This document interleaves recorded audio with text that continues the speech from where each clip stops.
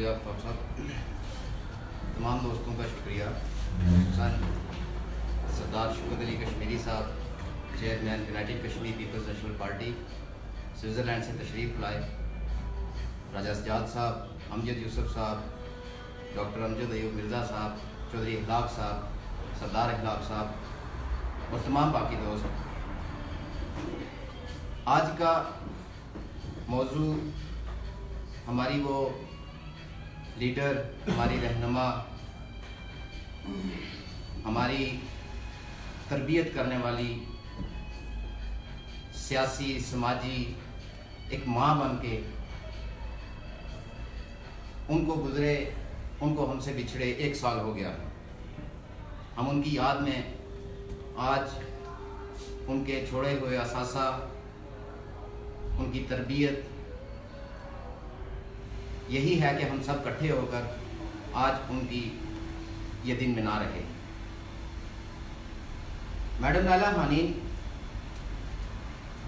جس معاشرے سے تعلق رکھتی تھی یا ان کی جو اسٹرگل ہے وہ کشمیر کی باقی ایریاز سے تھوڑی منفرد ہے.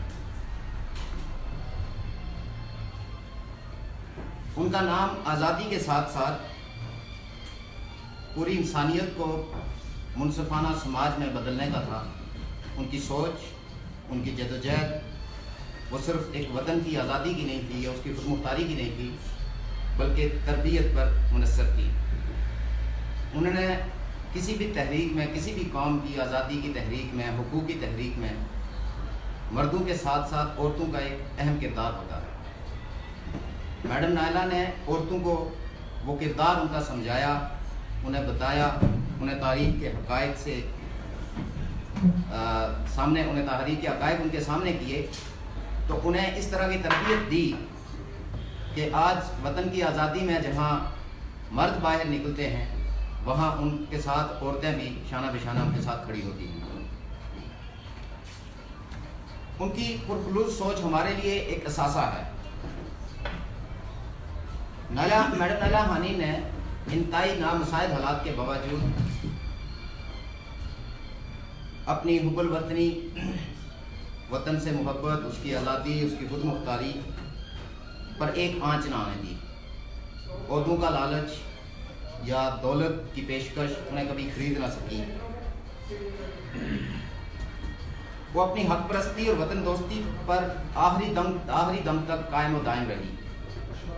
اپنا فرض جرت اور بہادری سے نبھایا اور قائد تحریک جناب سردار شوکت علی کشمیری صاحب کے ساتھ نہ صرف بھرپور ساتھ دیا بلکہ تاریخ کے ان اوراق پہ جن پہ گرد پڑی تھی ان کو اس تاریخ کو مسخ ہونے سے بچایا اور کشمیر کے ہر گھرانے تک پہنچایا.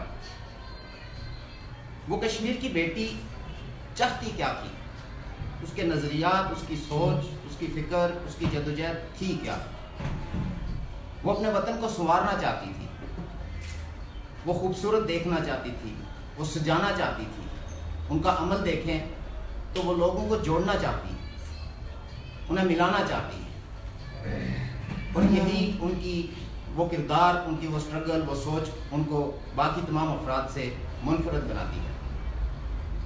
انہوں نے اپنی سوچ, اپنی جدوجہد کو صرف آزاد کشمیر یا گلگت بلتستان یا جموں کشمیر تک محدود نہیں کیا, بلکہ پاکستان کے وہ عوام, وہ سوچ, وہ فکریہ, وہ نظر, وہ فکر, وہ نظریہ رکھنے والے لوگ, وہ پارٹیاں, وہ تنظیمیں, ان کے ساتھ تعلق بنائے اور انہیں اپنا مسئلہ سمجھایا. یعنی ہم 70-72 سال کی تاریخ میں آزاد کشمیر میں بیٹھ کے اس سری نگر کو آزاد کرانے کی باتیں کرتے رہے اور ایک ملک کے زیر سایہ رہنے کے باوجود ہمیں گلگت اور آزاد کشمیر کے لوگوں کے آپس میں کوئی روابط نہیں تھے.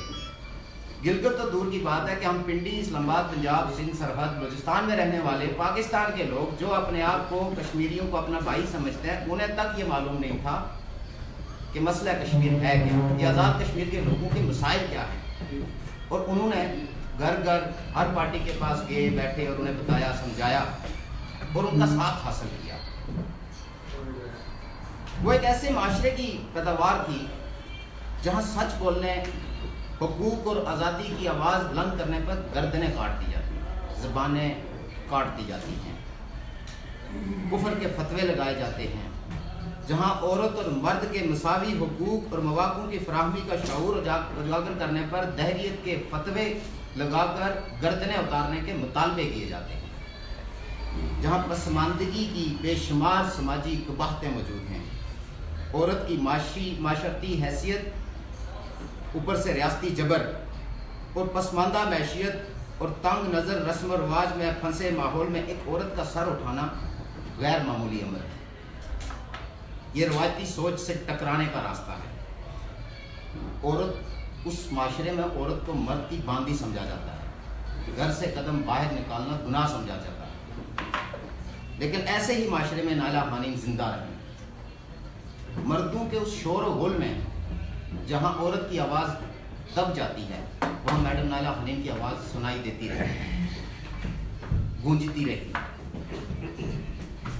اور آج آپ دیکھیں، چاہے باغ ہو، مظفر آباد ہو، راولپنڈی ہو، تو میڈم نائلہ حنین کی وہ ٹیم ہر جگہ آپ کو نظر آتی ہے، کام کر رہی ہے۔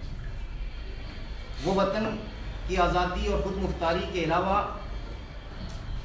انسانی رویوں پہ، سماجی رشتوں پہ کام کر رہی تھی۔ آج یہی نتیجہ ہے کہ جب ان کا جنازہ ہوا، آپ یہ دیکھیں کہ عورتیں لڑ رہی تھی کہ ہم جنازہ پڑھنا چاہتے ہیں، ہم برابر کھڑی ہونا چاہتی ہیں۔ اس عورت کی یہ سوچ تھی کہ مرد اور عورت کو برابر حقوق دیے جائیں، مرد کو عورت کو مرد کی باندھی یا غلام نہ سمجھا جائے۔ تو وہ سوچ آج موجود ہے، زندہ رہے گی، اور ہم ان کا یہ اثاثہ، ان کے نظریات، ان کی سوچ و فکر لے کے آگے چلیں گے اور ان پہ قائم و دائم رہیں گے۔ بہت شکریہ۔